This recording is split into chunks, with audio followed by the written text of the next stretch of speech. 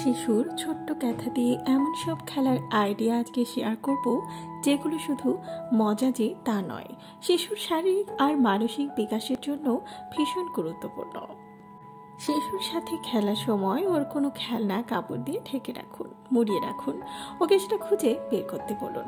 কাপড় দিয়ে নিজের মাথা আর মুখ আলতোভাবে ঢেকে দিন। তারপর ওকে বলুন আপনাকে খুঁজে বের করতে। বলুন যে আমি কোথায়, দেখুন তো সে পারে কিনা। এবার আলতো করে ওর মাথায় দিয়ে ওকে খুঁজুন আর ওর নাম ধরে বলুন তুমি কোথায়। তারপরে এই তো এখানে, এভাবেই খেলুন।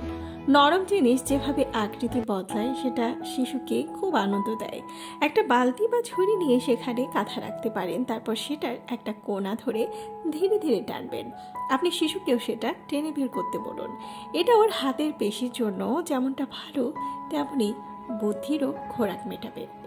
আবার ক্যাথার উপরে শিশুর প্রিয় খেলনাটা বসিয়ে রাখুন। তারপর কাঁথাটি টেনে টেনে কাছে আনুন। 8 থেকে 10 মাস বয়সের বেশিরভাগ শিশু এভাবে খেলতে পারবে।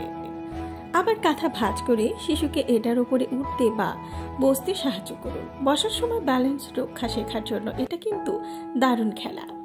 কাঁথা দিয়ে টানাটানি খেলাও খেলতে পারেন। দড়ি টানাটানি খেলার মতোই কাঁথার এক প্রান্ত আপনি আরেক প্রান্ত পরিবারের আরেকজনকে টেনে ধরতে বলবেন। আপনারা দুজনে এই টানাটানি খেলা শিশুকে দেখিয়ে একবার এক প্রান্ত শিশুকে ধরতে বলুন। দেখুন ও টেনে ধরতে পারবে কিনা। প্রথমে আপনি খুব আস্তে টানাটানি করবেন।